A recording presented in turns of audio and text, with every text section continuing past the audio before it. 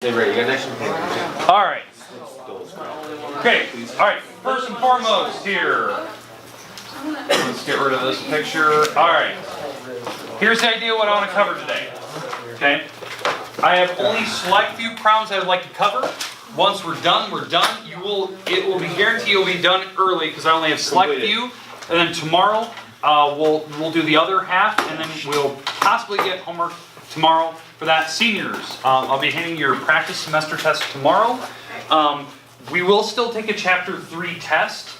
That'll be tomorrow, right? We're going to take our chapter 3 test, not tomorrow, but chapter 3 test next week. Seniors, you'll still take that with us. Then after that, I'll put the seniors in the back, and you guys will work on your practice semester test after that for the next week, because your semester test for seniors is a week from this coming Monday. So, and you guys will just have to study on your own. I don't have any directions for you on that. You just work on the practice guide. If you have questions, you can ask during class. So, I'll probably have an answer key made already, so you guys can ask questions about it. But the practice guide for the semester test will be given to you guys tomorrow. Everyone else will get practice guides for theirs in a week or so. But chapter 3 test is our first priority. And then after chapter 3's test is over, everyone in the room will take math test after that's over. And then we'll go into the last section that we'll talk about, which is, no, seniors don't, because you'll be studying for your semester test and stuff. So yeah, so we're coming down to the last few weeks here. I want to kind of give you that time frame of what we have coming up. But here's the goal today. The section we're in obviously 3.5 today. We've been talking about growth and decay. Growth and decay. The goal today on these problems is to talk about a student loan type problem. Okay, that's the one I want to discuss today. Like, what is a student loan? What's the formula for it? One more time. How does it apply to logarithms? Because we've done student loans before, but we never really had to really calculate anything other than just type stuff in. You didn't have to use logarithms or anything. I want to talk about like how can we do something like that today with this. And then we're going to do, obviously we have to hop in, we have to talk about a half-life type of problem. So we'll talk about decay. And we'll do an example of that, and we'll show how logarithms work for that. Okay. You do need a calculator today. So at some point you will have one. You'll need one out. I will have you do problems where I'll have you type stuff in your calculator, and I'll walk around the room and I'll check: are you getting the right answers? Do you feel comfortable with it? That's what we're going to look at today. So today is more or less, get some hands-on practice with I do a problem, you do a problem, I do a problem, you do a problem, then we're done. Super easy. And the numbers will be very, very close to what I'm doing up here, okay? All right, we ready to go? Yeah. Okay, all right. So, here's the first example. We're going to talk about this. So, this is a very, very, very close example of what you're going to be seeing in the homework eventually, right? This problem. So, let's say this is the tuition for Iowa State for one semester. It's actually pretty close. Okay, that's tuition for one semester at Iowa State with room and board and everything, okay? If you were to plug it into a compound rate problem, okay, what I mean by a compound problem is like if you're going to calculate what your student loans are. Now, for this particular problem, the student loans interest rate they have is 6.5. That's incredibly low for you guys. I think the more applicable number would be like 9% interest for you guys. So, but we're going to do 6. That'll bring the number down. So if this is a little high, then we'll bring it down to something more manageable because of interest rate. Okay, and this number is the number I want to find out how long will it take your student loan at one semester at Iowa State. How long would it take you to get to $15,000 in student debt? I feel like there's some bias here because you only ever use Iowa State. I can say you and I on the next one. You want me to do that? Yeah. Okay. I'm just All right. All right. I'll use you and I on the next one, or Iowa. Or I don't want to use Iowa. use Iowa State. I'll use Notre Dame. How about that? Okay, that Notre Dame. Okay. All right. I'll pick something else. All right. But anyways, so in Iowa State, let's say it's $7,000 a semester. It's a little bit lower than that, but let's say it's $7,000. And we're going to compound this thing 12 times. That's monthly. That's what a student loan does. At 6.5% interest, and I want to know when will we hit $15,000 for student debt. So this is the formula which you can't see right here. This is what I'd like you to have in your notes. A equals per. BRT, yeah, okay. That. Okay? I have that. Okay, good. So what we're going to do today is to apply logarithms to that type of problem, because we haven't done this yet. We haven't talked about, we've done it for like continuous problems with like savings accounts, but we've never talked about how to apply this type of problem to that one. So what we have here, if I plug the numbers in, right, I'm trying to figure out when will my student loan basically double. Go from a $7,250 student debt, one semester at Iowa State, when will it turn out to be double at $15,000? Not quite double, but close. Okay. So when will that grow to that point? And what we have is my interest rate is 0.065, and when they're compounding it 12 times, that means you're compounding it every month. That's how many financial charges. That's how student loans work. They always charge you per month, and then it's 12 compounds per some time frame to t. Okay, so let me get rid of this picture here.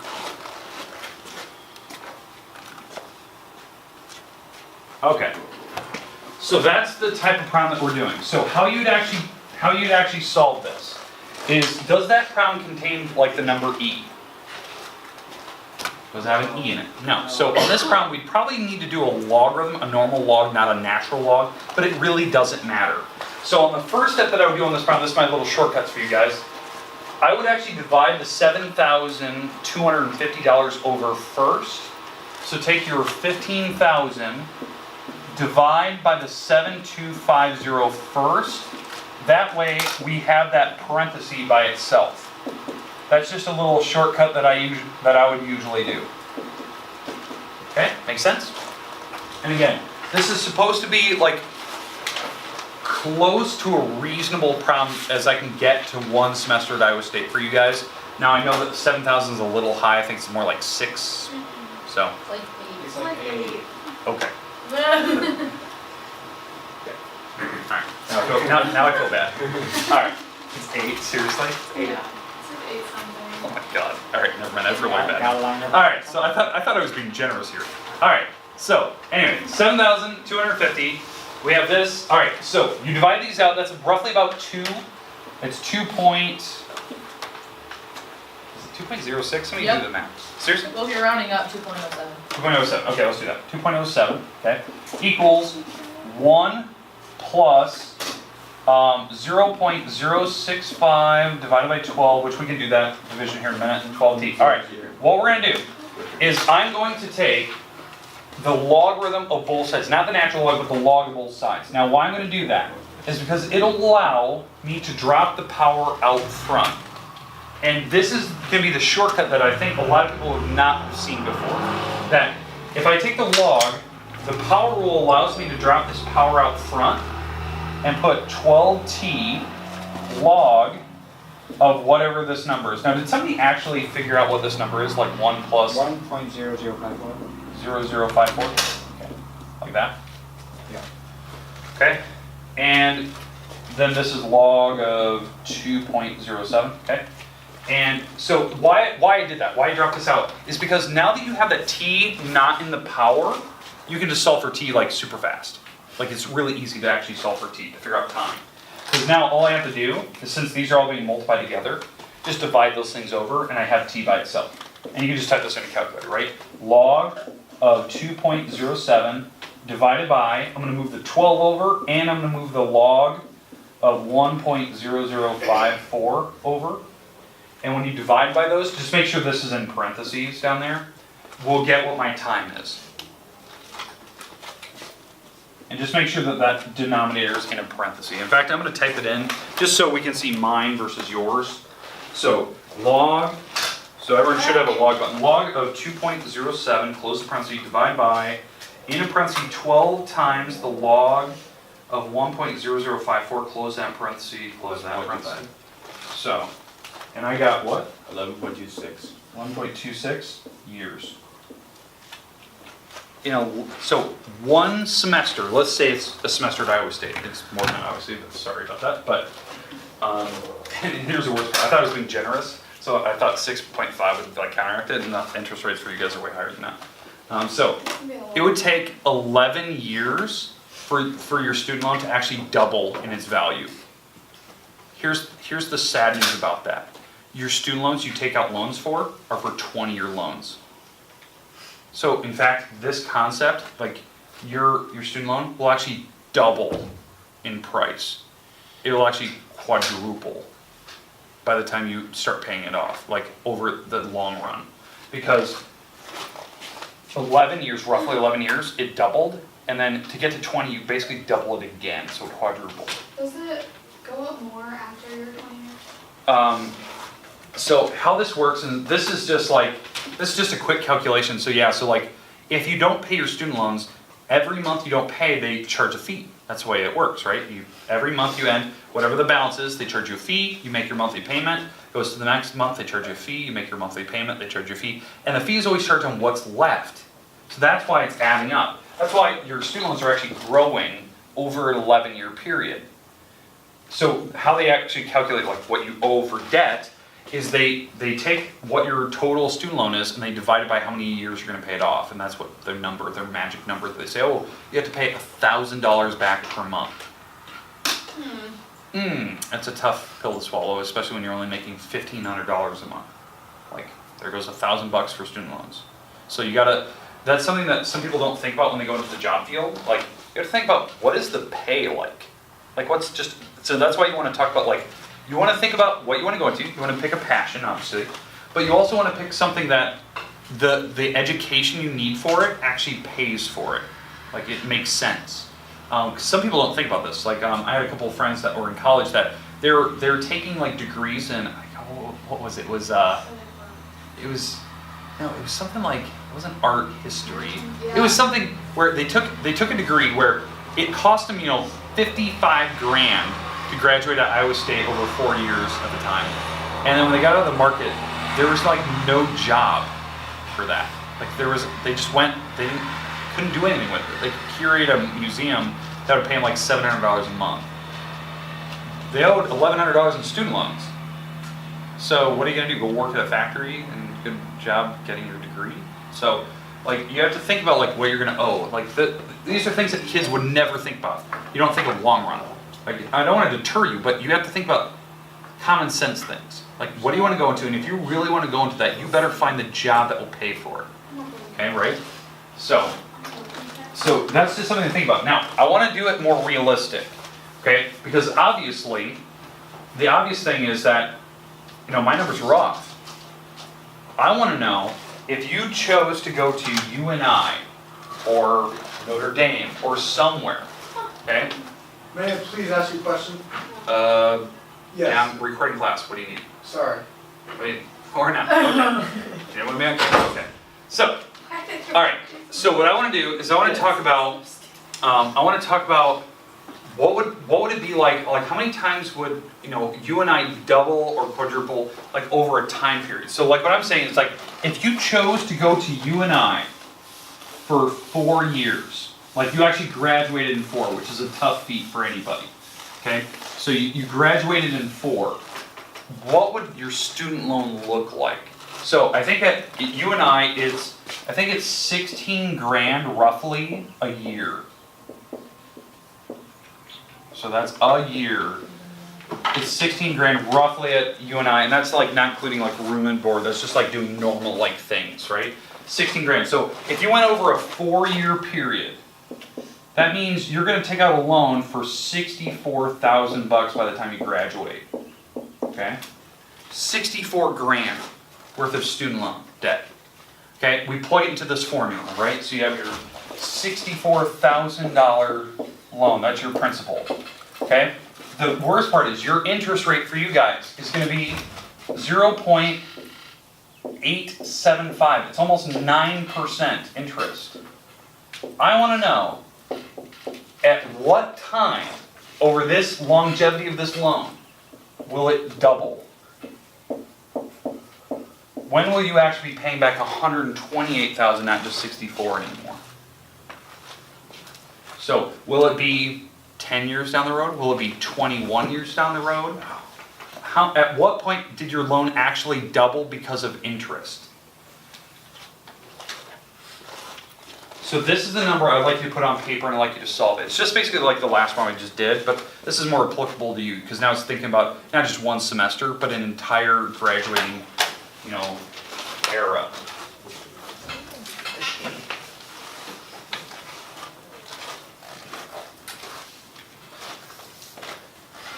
Okay, I'm gonna let you guys calculate that. Once you have it on your calculator, I wanna see it.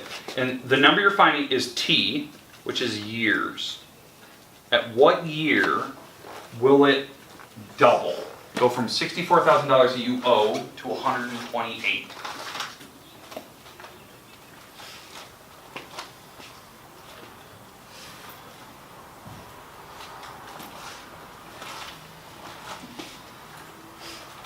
And don't spot once you find it, just raise your hand. I want to check your calculator, all that good stuff.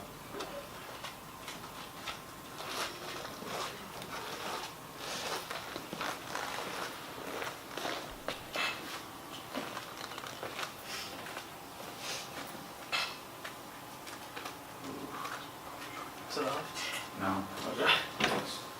I'm hoping that's not right. I'm just praying to it is safe. You're gonna see it. What'd you get? Okay, we got a slightly different number. It's close though. What'd you get? So 8.05. we're getting 3 different numbers now. Okay, I got 2 of the same number, so I'm betting it's gonna be that one. Is it your number or is it my number? Maybe. What did he get? I got 8.05. Yeah, the same. Oh, Maybe we yours. got the same thing, nice.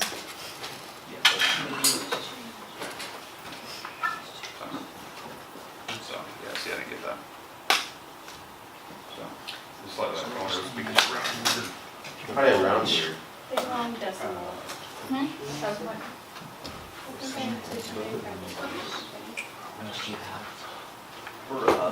I'm going to use one of Ah, well, I think you made some. Greg. Wait, why do you have long? that. Several times we go to Greg. Oh. We're gonna work some math. What do you think I was gonna say? What your final question is. So we Why is it being red?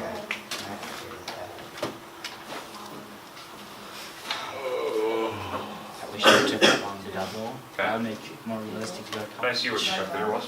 I just want to just scroll and see if you typed it together.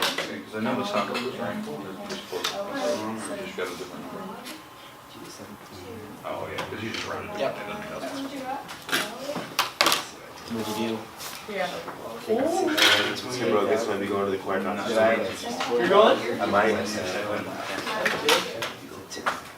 The 12 should be on the outside. 12 logs.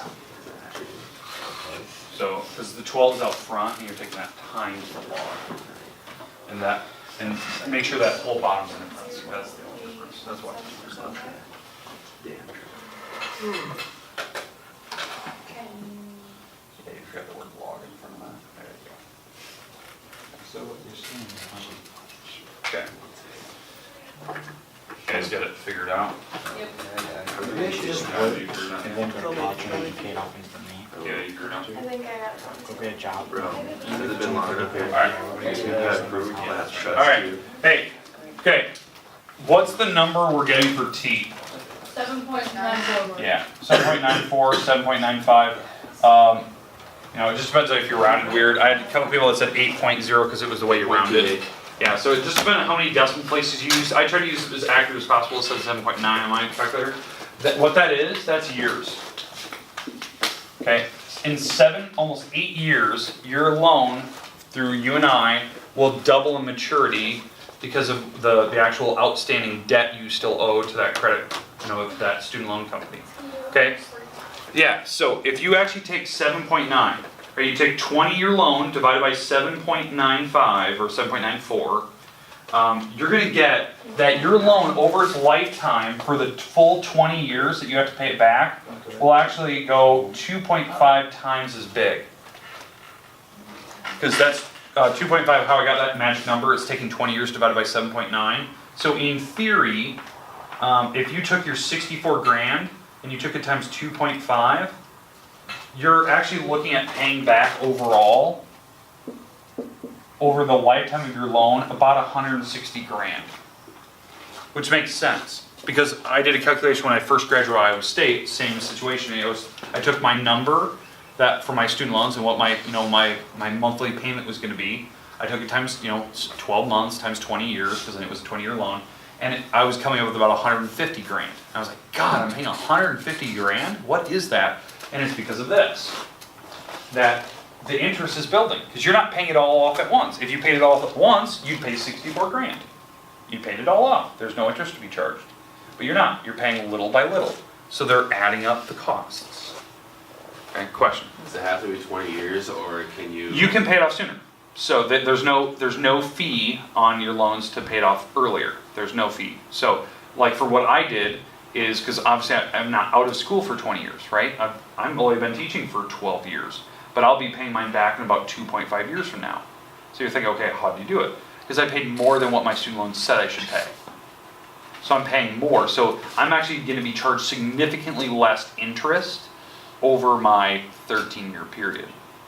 So, because they did the magic number, they figured out, okay, they figured out it was going to be 160 grand over 20 years. They divide this by 20, divide by 12, and that's the number that your student loans say that you have to pay back per month. Okay, so in theory, if you went to UNI, you took your 160 grand, you divide by 20, divide by 12, you have to pay 666 bucks back per month. Okay? Okay, which makes sense, That's what most companies do. They usually say about $500-600 bucks, somewhere in that range. I've been paying about 1,000. So, because what I want to do is I want to pay it off sooner. Because if I paid mine off sooner than that, I'm getting less interest charged. So I'm actually saving money in the long run. It's hard to pill to swallow, but I mean, that's the concept. You can refinance it and other things like that. So it's just one of those things, like it's a tough thing when you first figure this math out and you're like, God, it's 160 grand. Like when I first started teaching, I was making 24,000 bucks a year. And I had a $150,000 student debt because I knew the math. If I were to pay it over 20 years, which I didn't, thank God I didn't. 150 grand worth of student debt divided by 24,000 bucks. It would take me 6 years of my entire salary, 6.25 years of my entire salary to pay off my student loan. Oh my God. At that time. 6 years, and that's not spending a dime on like myself, food, car, clothing, nothing. Why do you even have Okay, but 6 years, right? That's why, in theory, right there is the number one reason why student loans would deny certain people the loans. That's why I get private loans and other things to make sure I can make the cost up. Okay. But yeah, it's one of those things you first hear it like, God, that's a lot of money. It really is. And you're starting to see it. All right, questions at all about this type of math? I know it's sad to see, but seniors, you just need to see that. It's something that you guys need to just kind of deal with, okay? All right, let's go to the next part. This is the last type of example I want to do today. Last one. I want to talk about a half-life problem. Okay, half-life. Okay, so let's go back to the pictures. Oh, okay, all right. Where's my cursor? Boom, boom. Okay, so this is my next example. This is my second to last problem here today. Okay. So what this talks about is half-life of objects, objects that decay over time. So what this object is, you had 16 grams of carbon for some object you're holding on to. Okay, 16 grams. A gram is a paper clip. So 16 paper clips. Maybe it's a leaf or something. It's something small. And what this formula is to come up with is this is the half-life of carbon. So every living object has some form of carbon in it. It doesn't have a lot of it, but it has carbon in it. And the idea is that they use half-life to figure out how long something's been, died, expired, right? How long it's been decaying for. So that's how criminal investigators figure out how long a body's been dead. They can use temperature of the actual body. His body cools over a certain period of time using Newton's law of cooling, and it uses this. How long has the carbon been decaying for? So when it's over like a long period of time, like if they find a body in a field, right? They'll actually look at the body itself and see, okay, over time, how much carbon has actually decayed off of this object. It started with this. Every body starts with about this amount of carbon. Has it been dead for 20, 30, 40 years? And then they'll kind of look, oh yeah, it's a 20-year-old corpse. Okay, so they work backwards and they kind of figure this out. Well, what this is This can figure out how much carbon should be left on an object over a certain time period. So how much will be left over 5,715 years, like a long period of time. So this is the years you plug in. So you're going to take 16 e to the negative 0.123121 times 5,015 years. 5,715 years, I should say. And this will tell me how much carbon is left on that object. So if you know that it's been decaying for, 30 years, you can figure out how much carbon is left and we can match it up. Okay? That type of thing. Well, what this number is, I want to just talk about what carbon is. So that's why they use this as their scale. Okay? Let's get rid of this picture. I'm going to type this in the calculator. I don't even need to do logarithms. There's no variables. I can just type this in. So I type in 16, hit the little E button, type in my power is, in a parenthesis my power is negative 0.000121 times 5,715. Close that parenthesis off to put in the power. And it says this. 8.01. That's how much carbon's left. This is grams of carbon. How much did I start with? 16. That's half-life. I just decayed half the rate. This is how many years it takes, in years, carbon takes to decay half-life. Like carbon out of an object. That's why, you can find fossils of bones and stuff. And they can figure out, what age that object is. Because they know what roughly a human skeleton has for carbon. So they can figure out, okay, if we're significantly less than half the amount of grams, then we're so many years down the road. Okay, that's why I think the most recent discovery was they found a body of carbon, human remains, that was something like 160,000 years old, because the carbon was already to a point where it went through half-life cycles so many times. And there was only a little bit left of carbon on the bones themselves. Which was really interesting that they went back that far. I mean, it went through multiple cycles of half-lives until it was left. So they can go extremely far back, and other things affect that too. I mean, and that's why they're always hesitant to release those studies, because it's like, the environment can affect that. The environment that you're decaying in can rapidly accelerate that, and so they're always kind of cautious, because they have documented history of Egyptians and stuff about 5,000-6,000 years ago, or even further than that, but they never really found something past that. So getting a skeleton that has 160,000 years of decay, it's like they step back and they kind of look at what's going on there. Now, you think, okay, fine and dandy, okay, but how can you use this? Well, the idea is that if you had a chunk of mineral, like let's say you had a mineral that was, let's say you had a 150-pound object that had that's how much carbon, it was that many pounds, and it was decaying over time, and maybe you found it 30 years later, and there was about half the amount of carbon on it, or on that object. So it was 150 pounds of carbon, now it's 75 pounds of carbon. How do we solve for the rate? Now, why this would be important is if you can find the rate of decay of your particular object, you can apply it to all the ones around it. And that's what they would do for that skeleton that they found. They found a skeleton that was reporting 160,000 years of decay. How do they justify it? Well, if they find another skeleton that's really close to it, apply the same rate and see if, does the carbon match up? Or are they doing something wrong, or maybe it's just in a really bad spot? Maybe it was suffering from water damage, or water just dripping on it constantly, wearing it down even faster. That type of thing. So they'll divide this over, making the number half. That's literally half-life. 150 divided by, or 75 divided by 150 is half. E to the 30k. They'll take the natural log of both sides because they do have an e. So they'll take the natural log of both sides, so natural log of half, and natural log of e to the 30k. And what can I do with the 30k now? Drop it out. Okay, we can drop the 30k up front because it's a power rule. So 30k times the natural log of e. Natural log of e cancels out, that's just 1. This is natural log of half. And then the last step is just divide by 30. And what this will give you, now if I divide by 30, this will give you, that'll give you the actual rate of decay. And so now what you can do is you can figure out, if you have that rate, let's say it's a really small, it's a negative number, but let's say it's a really small rate. Somebody actually do a calculation what that would be. 0.023 negative. Negative. Negative 0.023. Okay, like that? Okay. And that number makes sense. You know, we were going down in weight, that number better be negative. We are decaying, so it better be negative. Okay, so that number makes sense to me.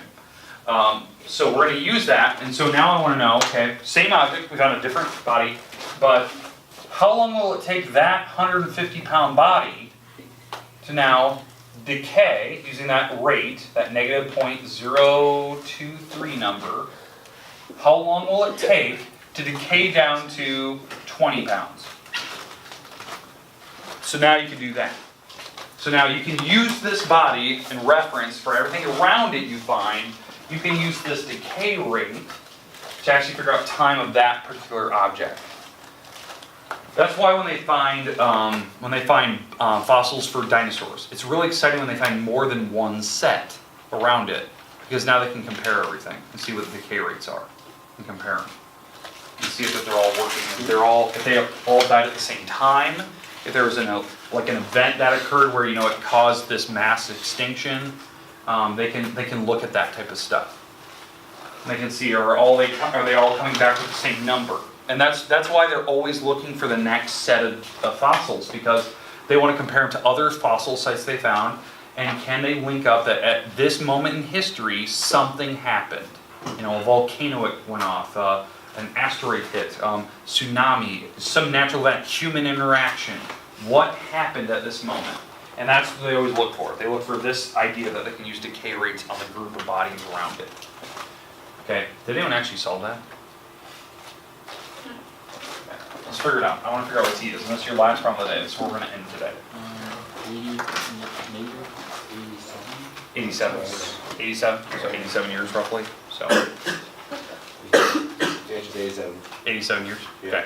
Okay, so 87 years. So long period of time, right? And that should make sense. It took 30 years to go to half-life. So here's another way to think about it. This is kind of the funny way. You started with a 150-pound object. In 30 years, we went to 75. 30 years from here, we cut that number in half. What's half of 75? Like 38 something? 34.5. Or 37.5. 37.5? Okay. And then you cut that in half again. 19-ish? I have no idea. Let's say it's that. Okay. Well, if you cut it in half, we were right in this range. So you can kind of guess it was not 90 years. It was somewhere past 60 years. So you can do common sense judgments of half-life. If you know what the half-life formula is, right? You can drop by 30 years. Like I told you what the half-life was. Half-life over 30 years was half, right? Questions, comments, concerns? Okay, tomorrow, you need some form of a textbook tomorrow. So bring your textbook. We might even do a book check tomorrow, but I'm not planning on it.